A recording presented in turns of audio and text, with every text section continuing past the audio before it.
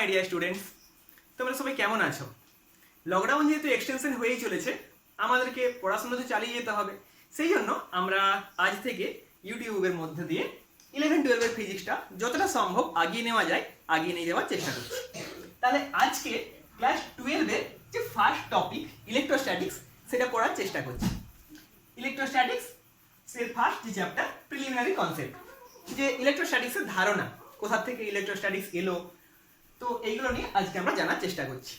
তো ফার্স্ট কোথা থেকে এলো, দেখো অনেক দিন পূর্বে গ্রিক দেশে একজন সায়েন্টিস্ট 600 খ্রিস্টপূর্বাব্দে একজন গ্রিক সায়েন্টিস্ট, তার নাম ছিল থেলস। তৎকালীন যুগে কিন্তু গ্রিকরা যে বিজ্ঞান চর্চা করতো তা অনেক বেশি ডেভেলপড ছিল। ইউরোপিয়ান কান্ট্রিগুলো পরে বিজ্ঞান চর্চা শুরু করেছে, কিন্তু তৎকালীন যুগে গ্রিক দার্শনিকরাই মেনলি বিজ্ঞান চর্চার দিকে উদ্বুদ্ধ ছিল। তো 600 খ্রিস্টপূর্বাব্দে গ্রিক সায়েন্টিস্ট থেলস তিনি কি দেখলেন, অ্যাম্বারকে পশম দিয়ে ঘষলেন। অ্যাম্বারটা কি? অ্যাম্বার হচ্ছে পাইন গাছের শক্ত একটা আঠা, সেটাকে পশম দিয়ে ঘষলেন। পশম দিয়ে ঘষার ফলে কি হলো, এই অ্যাম্বারটা কিছু ছোট ছোট কাগজের টুকরোকে আকর্ষণ করার মতো ক্ষমতা পেল। যখনই পশম দিয়ে ঘষলেন তখন অ্যাম্বারের কাছে যদি কিছু ছোট ছোট কাগজের টুকরোকে নিয়ে যাওয়া হচ্ছিল, তাহলে এই অ্যাম্বারটা ওই কাগজের টুকরোগুলোকে আকর্ষণ করছিল। কিন্তু এটা তৎকালীন যুগে সায়েন্টিস্টদের মনে সেরকম ভাবে আলোড়ন জাগাতে পারেনি। কিন্তু 600 খ্রিস্টপূর্বাব্দের পর 1600 খ্রিস্টাব্দে সায়েন্টিস্ট গিলবার্ট তিনি লক্ষ্য করলেন যে না, শুধুমাত্র যে অ্যাম্বার এরকম নয়, অ্যাম্বার ছাড়াও আরো অনেক পদার্থ আছে যেগুলোকে যদি পশম, রেশম ইত্যাদি দিয়ে ঘষা হয় তাহলে সেগুলো কিছু ছোট ছোট কাগজের টুকরোকে আকর্ষণ করবে। কিরকম ব্যাপার, তুমি যদি এখন দেখো যে সাপোজ পেনটা দিয়ে চুলের মধ্যে একটু ঘষলাম, এখন এরপরে আমি যদি হাতে কিছু ছোট ছোট কাগজের টুকরো নিই, সেগুলোকে কিন্তু পেনটা আকর্ষণ করবে। চিরুন দিয়ে অনেক সময় দেখবে, চিরুন দিয়ে যদি ছোট ছোট কাগজের টুকরোকে চিরুনের কাছে আনা হয় তাহলে সেগুলোকে আকর্ষণ করবে। এই যে ফ্যাক্টটা, এইটা কিভাবে হচ্ছে সেটাকে এক্সপ্লেন করার চেষ্টাই হচ্ছে ইলেকট্রোস্ট্যাটিক্স। তো 1600 খ্রিস্টাব্দে গিলবার্ট দেখলেন যে শুধু অ্যাম্বার ছাড়া আরো অনেক পদার্থ আছে যাদেরকে দিয়ে যদি রেশম, পশম ইত্যাদি দিয়ে ঘষা হয় তাদের মধ্যে একটা আকর্ষণ ক্ষমতা জন্মাচ্ছে। তো এই যে অ্যাম্বারকে গ্রিক ভাষায় বলা হয় ইলেকট্রন, ELEKTRON। স্পেলিংটা ভুল নয়, ELEK দেখে মনে হতে পারে ভুল, কিন্তু গ্রিক ভাষায় অ্যাম্বারকে বলা হয় ইলেকট্রন, আধান ইলেকট্রন নয়। গ্রিক ভাষায় অ্যাম্বারের নাম হচ্ছে ইলেকট্রন। এই ইলেকট্রন থেকে কথাটা এসেছে ইলেকট্রিসিটি, মোস্ট প্রবাবলি ইলেকট্রন থেকে ইলেকট্রিসিটি কথাটা এসেছে। এই ইলেকট্রিসিটিকে দুটো ভাগে ভাগ করা হয়, একটা হচ্ছে কারেন্ট ইলেকট্রিসিটি আর একটা স্ট্যাটিক ইলেকট্রিসিটি। ইলেকট্রিসিটি তার দুটো ভাগ, একটা স্ট্যাটিক ইলেকট্রিসিটি আর একটা কারেন্ট ইলেকট্রিসিটি। আমরা এখন স্ট্যাটিক ইলেকট্রিসিটিটা প্রথমে জানার চেষ্টা করি, পরে কারেন্ট ইলেকট্রিসিটি জানবো। এইটাও তোমাদের ক্লাস 12 এর সিলেবাসে আছে। স্ট্যাটিক ইলেকট্রিসিটি মানে এখানে আধান বা চার্জ স্থির থাকবে। কারেন্ট ইলেকট্রিসিটি মানে আধান বা চার্জ সময়ের সাপেক্ষে গতিশীল হবে। আর চার্জ বা আধান এটা কি? আধান জিনিসটা কি? যদি বলা হয় যে আধান কি, আধানের অ্যান্সার কি হবে? আধান কাকে বলে? তোমরা 11-এ পড়েছো গ্র্যাভিটেশন চ্যাপ্টারে যে দুটো বস্তু কণা পরস্পরকে আকর্ষণ করে। ধরো এইটার ভর যদি m হয়, এটার ভর হয় m, তাহলে এরা পরস্পরকে, এটা m1 এটা m2 হলেও হবে, এরা পরস্পরকে আকর্ষণ করবে। মহাবিশ্বের যে কোনো দুটি বস্তু কণাই পরস্পরকে আকর্ষণ করবে। কেন করবে? এদের মধ্যে ভর জিনিসটা আছে বলে, অর্থাৎ ভর হচ্ছে ইন্ট্রিনসিক প্রপার্টি। ঠিক সেরকমই আধান, আধান হলো একটা ইন্ট্রিনসিক প্রপার্টি। তাহলে আধান হলো মৌলিক কণা, যার সাহায্যে কি হবে, দুটো বস্তু কণার মধ্যে একটা তড়িৎ বল ক্রিয়া করবে। যেমন ভাবে ভর হলো মৌলিক কণা, যার জন্য দুটো মহাবিশ্বের দুটো বস্তুর মধ্যে আকর্ষণ বল উৎপন্ন হচ্ছে, আধানও ঠিক সেরকম, যে এটার জন্য দুটোর মধ্যে তড়িৎ বল উৎপন্ন হবে। এখন এই যে স্ট্যাটিক ইলেকট্রিসিটি আর কারেন্ট ইলেকট্রিসিটি, এই দুটোর মধ্যে কিছু বেসিক ডিফারেন্স আছে। স্ট্যাটিক ইলেকট্রিসিটিতে কি বললাম, যে আধান স্থির। কারেন্ট ইলেকট্রিসিটিতে আধান গতিশীল। আধানের একক কি, আধানের মাত্রা কি, এগুলো জানার চেষ্টা করি। আধানের একক হচ্ছে এসআই একক আধানের কুলম্ব, সি দিয়ে লেখা হয়। This is COULOMB। আধানের এসআই একক হলো কুলম্ব। আধানের মাত্রা কি, আধানের মাত্রা নিয়ে কনফিউশন আছে। আধানের মাত্রা আমরা ইন জেনারেল লিখি IT। এখানে এই স্থির তড়িতের বিজ্ঞানী আর প্রবাহী তড়িতের বিজ্ঞানী এদের মধ্যে কিন্তু একটু মতবিরোধ এলো। স্থির তড়িতের বিজ্ঞানীদের মতে কিন্তু আধানের মাত্রা IT নয়, তাদের মতে আধানটাই মৌলিক কণা, আধানের জন্যই ইলেকট্রিসিটি সব ফ্যাক্ট, তাই আধানটাই ফান্ডামেন্টাল এবং আধানের মাত্রাকে সি দিয়েও লেখা হয়। কিছু কিছু বইয়ে তাই সি দিয়ে লেখে, কিছু কিছু বইয়ে IT লেখে। আইটিটা কাদের মতে, আইটি হচ্ছে কারেন্ট ইলেকট্রিসিটি সায়েন্টিস্টদের মতে। কারণ কারেন্ট ইলেকট্রিসিটিতে কি ধরা হয়, যে এখানে যেটা মৌলিক রাশি সেটা হচ্ছে প্রবাহ মাত্রা বা আই, কিন্তু স্থির তড়িতের মৌলিক রাশি সি। এখন আমরা আইটি লিখি বা সি লিখি সেটা আমাদের ব্যাপার, কিন্তু এসআই সিস্টেম কি বলেছে, SI system I K fundamental quantity হিসাবে ডিফাইন করেছে, তাই আমাদের আইটি লেখাটাই ভালো। কিন্তু কিছু কিছু ক্ষেত্রে এমসিকিউতে আধানের মাত্রাকে সি দিয়েও লিখে দেয়, তাই এটা নিয়ে কনফিউশন হয়ে যাবে না, এটা নিয়ে কনফিউজ হওয়ার কিছু নেই। সি দিয়েও লেখা যেতে পারে, আইটি দিয়েও লেখা যেতে পারে, কিন্তু এসআই সিস্টেম ওয়াইজ আইটি। তাহলে আধানের এসআই একক হলো কুলম্ব, কিন্তু সিজিএস একক কি, আধানের সিজিএস একক হচ্ছে স্ট্যাট কুলম্ব। এখন অনেকে লিখে দেয় যে আধানের সিজিএস একক হচ্ছে ইএসইউ। অ্যাকচুয়ালি ইএসইউ কোনো একক নয়, ইএসইউ হচ্ছে একটা সিস্টেম, ইলেকট্রোস্ট্যাটিক্স ইউনিট। এর ফুল ফর্ম হচ্ছে ইলেকট্রোস্ট্যাটিক ইউনিট। তাহলে ইএসইউ মানে হচ্ছে ইলেকট্রোস্ট্যাটিক ইউনিট, কিন্তু সিজিএস একক বলতে স্ট্যাট কুলম্ব লিখতে পারি বা ইএসইউ কুলম্ব লিখতে পারি, এসইউ লিখলেও হয়, কিন্তু এটা একটা সিস্টেম। দেখবে পরে যে ইএসইউ শুধুমাত্র আধানের একক এরকম নয়, পরবর্তীতে ইএসইউ ভোল্ট, ইএসইউ ফ্যারাড, এরকম বিভিন্ন ক্ষেত্রে ইএসইউ একককে ইউজ করা হতে পারে। তো আমরা যখন এসআই ইউজ করব, আধানের একক হচ্ছে কুলম্ব। ঠিক আছে, তো আমরা এবার বোঝার চেষ্টা করি যে কোনো বস্তু কিভাবে আহিত হয়, তার ইলেকট্রনিক থিওরিটা বোঝার চেষ্টা করি, যে একটা বস্তু কিভাবে ধনাত্মকভাবে আহিত হয় বা কিভাবে ঋণাত্মকভাবে আহিত হয়। দেখো, আমরা যদি অ্যাটমিক স্ট্রাকচার লক্ষ্য করি, একদম মাঝখানে আছে নিউক্লিয়াস, তার চারদিকে ইলেকট্রনগুলো আবর্তন করছে, এবং সামগ্রিক অবস্থায় ঠিক যতগুলো প্রোটন আছে ইলেকট্রনও ততগুলো আছে, অর্থাৎ পরমাণুটা হলো নিস্তড়িত। এখন কোনোভাবে যদি সর্ববহিস্থ কক্ষপথের ইলেকট্রনের কথাটা আমি ভাবি, যে এই ইলেকট্রনটা নিশ্চয়ই বেশি বল দ্বারা আকর্ষিত অবস্থায় আছে যেহেতু কাছে আছে, কিন্তু দূরের ইলেকট্রনের ক্ষেত্রে আকর্ষণ বল কম, তাহলে এই ইলেকট্রনটাকে কোনোভাবে যদি আমি বল প্রয়োগ করে বের করে দিতে পারি, তখন কি হবে, তখন দেখো ইলেকট্রন একটা বাইরে বেরিয়ে গেল, অর্থাৎ এখানে প্রোটনের আধিক্য ঘটলো। মানে প্রোটন বেড়ে গেছে এরকম নয়, কিন্তু সংখ্যাগত দিক দিয়ে প্রথমে ধরো দুটো প্রোটন ছিল, দুটো ইলেকট্রন ছিল, কোনোভাবে আমি একটা ইলেকট্রনকে বের করে দিলাম, তাহলে কি হয়ে যাবে, এখানে দুটো প্রোটন একটা ইলেকট্রন, তাহলে কি আধানে আহিত হলো, এটা প্রোটনের সংখ্যা বেশি, অর্থাৎ পজিটিভ আধানে আহিত হলো। তাই ইলেকট্রন যদি বেরিয়ে যায় তখন সেটা হয়ে যাবে পজিটিভ, এবং ইলেকট্রন বেরিয়ে গেল মানে ভর কমলো না বাড়লো, একটা ইলেকট্রন বেরিয়ে গেল অবশ্যই ভর কমবে, কতটা ভর কমবে, একটা ইলেকট্রনের যা ভর হয়, একটা ইলেকট্রনের ভর কত হয়, একটা ইলেকট্রনের ভর হয় 9.108 ইনটু 10⁻³ কেজি।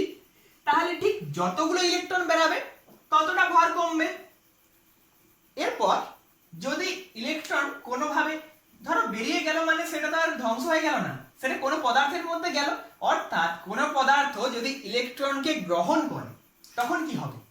কোনো পদার্থ সাপোজ ইলেকট্রনকে গ্রহণ করলো,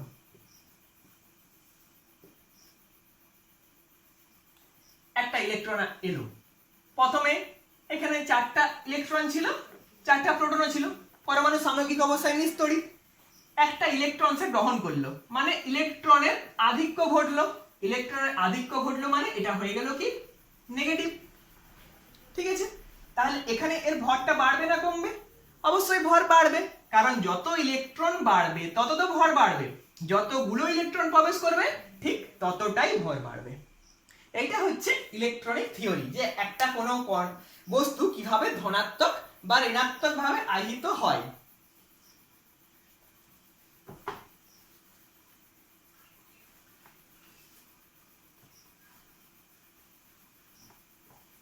আরেকটা জিনিস আমরা জানবো যে কিভাবে বা প্লাস প্লাস প্লাস মাইনাস এই আধানগুলো পরস্পরকে আকর্ষণ করে না বিকর্ষণ করে। আমরা ছোট থেকে পড়ে এসেছি যে সমজাতীয় আধান পরস্পরকে বিকর্ষণ করে, প্লাস প্লাসে বিকর্ষণ, মাইনাস মাইনাসে বিকর্ষণ, এবং বিষম জাতীয় আধান প্লাস মাইনাস বা মাইনাস প্লাস পরস্পরকে আকর্ষণ করে। কেন করে? প্লাস প্লাস কে বিকর্ষণ, মাইনাস মাইনাস কে বিকর্ষণ, কিন্তু প্লাস মাইনাস আকর্ষণ। দেখো সবাই কি চায়? নিস্তড়িত অবস্থা, প্রত্যেকে চায় নিউট্রাল কন্ডিশন বা নিস্তড়িত অবস্থা। যেমন ধরো কেউ সাপোজ খুব রেগে গেছে, সে কি চাইবে যে সারা জীবন রেগেই থাকে? সে চাইবে শান্ত হয়ে যেতে, অর্থাৎ নিউট্রাল হয়ে যেতে। তাহলে সব বস্তু সবসময় সবাই কি চাইবে? যে তার এনার্জিকে মিনিমাম করতে এবং নিস্তড়িত অবস্থায় থাকতে। তাহলে নিস্তড়িত অবস্থায় কখন যাবে? ধরো এখানে একটা প্লাস আধান রেখে দিলাম, এখানে একটা মাইনাস আধান রেখে দিলাম, এতে 15টা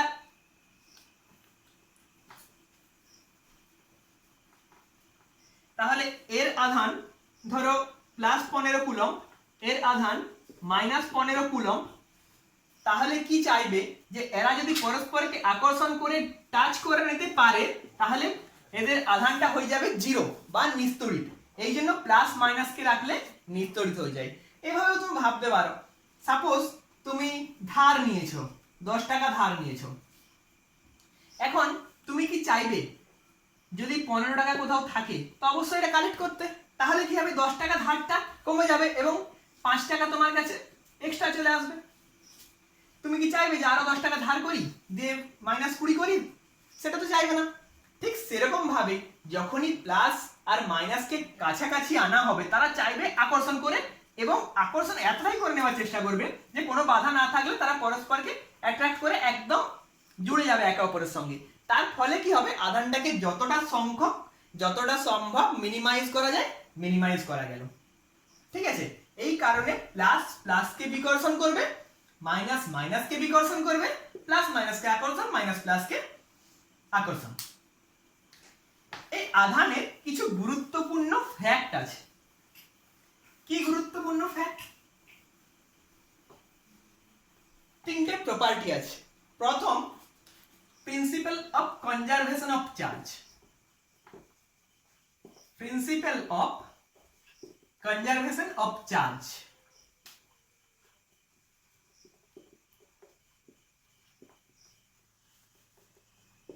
যেমন ভাবে আমরা শক্তির সংরক্ষণ সূত্র পড়েছি, ঠিক সেরকমই আধানের সংরক্ষণ সূত্র।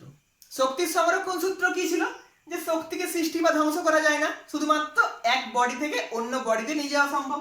ঠিক সেরকমই আধানকেও সৃষ্টি বা ধ্বংস করা যায় না, শুধুমাত্র আধানের স্থানান্তর করা সম্ভব। তাহলে এটার কি মানে এর বিবৃতি কি? যে কোনো বিচ্ছিন্ন সংস্থার মোট আধান কিন্তু সর্বদা ধ্রুবক থাকবে। এটা হলো principal of conservation of charge. Next হচ্ছে কোয়ান্টাইজেশন অফ চার্জ। এটা খুব ইম্পর্টেন্ট একটা প্রপার্টি, কোয়ান্টাইজেশন অফ চার্জ। এখান থেকে একটা কোশ্চেন আসে। এতক্ষণ পর্যন্ত যেগুলো বললাম সেখান থেকে হয়তো খুব একটা কোশ্চেন পাবে না। তো কোয়ান্টাইজেশন অফ চার্জ এই ফ্যাক্টটা কি? কোয়ান্টাইজেশন মানে যে কোনো কিছু যখন আমরা পাবো পূর্ণ সংখ্যায় পাবো। ধরো তুমি যদি দোকানে এই পেনটা কিনতে যাও, তুমি হয় একটা পাবে, না হয় দুটো পাবে, না হয় তিনটে পাবে। কিন্তু দোকানে যেয়ে যদি বলো যে আমার 1.5টা পেন দরকার, 1.7টা পেন দরকার, তোমাকে কি দিবে? ভেঙে দিবে না নিশ্চয়ই। তাহলে এই যে পেনটা সেটা কি হবে? একটা সরল গুণিতক, যে হয় একটা, না হয় দুটা, না হয় তিনটা, এইভাবে পাওয়া যায়। সাপোজ মিষ্টি দোকানে গেছো, রসগোল্লা, তো রসগোল্লা এইগুলো কি হয় তুমি একটা রসগোল্লা পাবে, না হয় দুটো রসগোল্লা পাবে। কিন্তু যদি রসটার কথা ভাবো, তাহলে যতটা রস চাইবে ততটাই রস দিতে পারে। অর্থাৎ রসটা হচ্ছে কিন্তু কন্টিনিউয়াস, তার কোনো একটু পাবে বা তার যে গুণিতকে পাবে এরকম নয়। কিন্তু রসগোল্লা মিষ্টিটা কোয়ান্টাইজড, যে ওটা একটা পাবে কি দুটো পাবে। ঠিক সেরকমই প্রকৃতিতে যা আধান পাবে সেই আধানগুলো কি হবে? একটা পূর্ণ সংখ্যার গুণিতক হবে ইলেকট্রনের। মানে ইলেকট্রনের আধানটা মূল আধান, এরপর হয় আমি দুটো ইলেকট্রন পাবো, না হয় তিনটা ইলেকট্রন পাবো, না হয় চারটা ইলেকট্রন পাবো। তাহলে একবারে লিখতে পারি Q ইকুয়ালস টু Ne।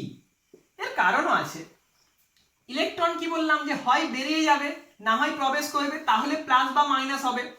এখন এই যে ইলেকট্রনটা, এই ইলেকট্রনটা হয় পুরোটা বেরিয়ে যাবে, না হয় পুরোটাই থাকবে। এরকম তো হবে না যে ইলেকট্রনটার একটু অংশ বেরিয়ে গেল, একটু অংশ থাকলো। ঠিক সেই কারণেই আধানটাও কোয়ান্টাইজড। এখানটাই একটা প্লাস মাইনাস দিতে পারি, এই কারণে যে হয় পজিটিভ মানে হয় ইলেকট্রন গ্রহণ করেছে বা ইলেকট্রন বর্জন করেছে। কিন্তু এখানে আমরা এইভাবেই ভাবতে পারি যে হয় একটা ইলেকট্রন ঢুকবে, না হয় একটা ইলেকট্রন বেরাবে। এই জন্য যে আধানটা, সেই আধানটা কিন্তু কোয়ান্টাইজড, নট কন্টিনিউয়াস। ঠিক আছে? এখান থেকে কিছু কোয়েশ্চেন আসে। ধরো তোমাকে বলে দিল যে কিছু বডির আধান হয়তো 1.6 into 10 to the power minus 19, 1.8 into 10 to the power minus 19, 3.2 into 10 to the power minus 19, সবগুলো কুলম্বে বলে দিল। 3.4 into 10 to the power minus 19। কোন আধানটা হওয়া সম্ভব বা কোন আধানটা হওয়া সম্ভব নয়? এখন একটা ইলেকট্রনের আধান আমাকে জানতে হবে। একটা ইলেকট্রনের আধান আমরা ছোট থেকে পড়েছি, কত হয়? 1.6 into 10 to the power minus 19 coulomb. এটা একটা ইলেকট্রনের আধান। তাহলে এই আধানটা তো হওয়া অবশ্যই সম্ভব, 1.6 into 10 to the power minus 19 coulomb. কিন্তু দেখো 1.8 এটা হওয়া সম্ভব নয়, কারণ 1.6 এর পর কত হবে? তার দ্বিগুণ 3.2, তারপর তার 3 গুণ 4.8। তাহলে 3.2 আধানটা হওয়া সম্ভব, কিন্তু 3.4 আধানটা হওয়া সম্ভব নয়, 1.8 আধানটাও হওয়া সম্ভব নয়। তাহলে আধান যেগুলো পাবো সেগুলো কিন্তু ইলেকট্রনের আধানের সরল গুণিতকে পাবো। এখান থেকে একটা কোশ্চেন আসে ইম্পর্টেন্ট, যে 1 কুলম্ব আধানে কতগুলো ইলেকট্রন থাকবে? এরকম বললো 1 কুলম্ব আধানে কতগুলো ইলেকট্রন থাকলো? 1 কুলম্ব আধানে ইলেকট্রনের সংখ্যা কত? কিভাবে আমরা ক্যালকুলেট করব? এই ফর্মুলা থেকে ক্যালকুলেট করে নেব। কিউ এর মান বসিয়ে দেব 1 কুলম্ব, এনটা ক্যালকুলেট করতে হবে, এর মান কত আমরা জানি 1.6 into 10 to the power minus 19। এখানে ক্যালকুলেশন করে আমি এন এর ভ্যালুটা বলে দিতে পারবো। তাহলে এইভাবে আমরা 1 কুলম্ব আধানে কতটা ইলেকট্রনের সংখ্যা বের করতে হয় দেখে নেব। এটা একটু ক্যালকুলেটর করে নিতে হয়। এটা হয় 6.625 into 10 to the power 18 এত টি। তাহলে এতগুলো আধান নিয়ে 1 কুলম্ব আধান উৎপন্ন হচ্ছে। এতগুলো ইলেকট্রন চাই 1 কুলম্ব আধান হওয়ার জন্য। এই জন্য আধানের একক 1 কুলম্ব খুব বড় একক হয়ে যাচ্ছে। এতগুলো আধান হলে তবে তো 1 কুলম্ব হবে। তাই এই কুলম্বের বদলে ছোট ছোট এককও ইউজ করা হয়, মাইক্রো কুলম্ব, মিলি কুলম্ব। এগুলো আধানগুলো কম, তার জন্য কম ইলেকট্রন লাগবে। আরেকটা হয় চার্জের প্রপার্টি, একটা কনজারভেশন অফ চার্জ, একটা কোয়ান্টাইজেশন অফ চার্জ, আরেকটা হচ্ছে invariance of charge, principle of invariance of charge. ইনভ্যারিয়েন্সটা কি?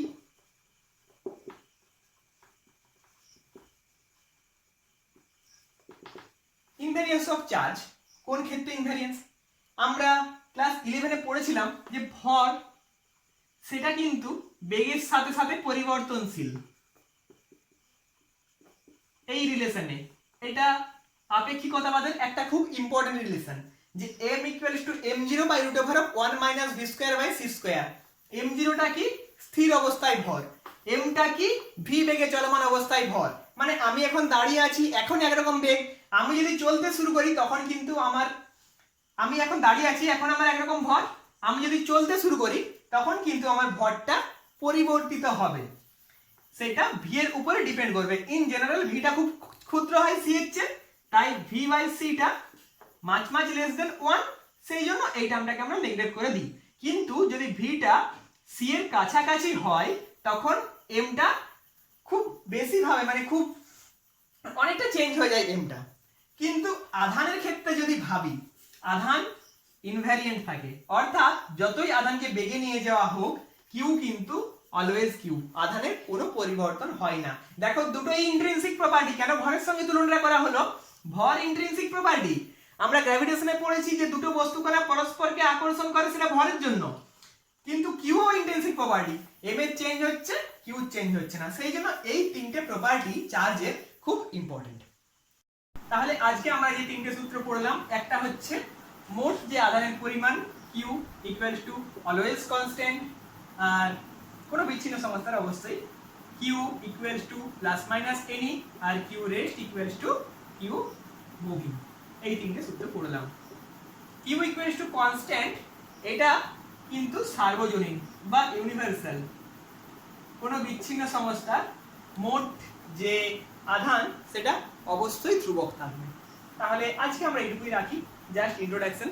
পরের দিনে আমরা আবেশটা একটু পড়বো, তাহলে এই চ্যাপ্টারটাতে মোটামুটি কমপ্লিট হয়ে যাবে। এই চ্যাপ্টারটাতে এই একটা ধরে কোশ্চেনই আসে কিউ ইকুয়ালস টু এনি থেকে, আর পরের দিনের আবেশ থেকে।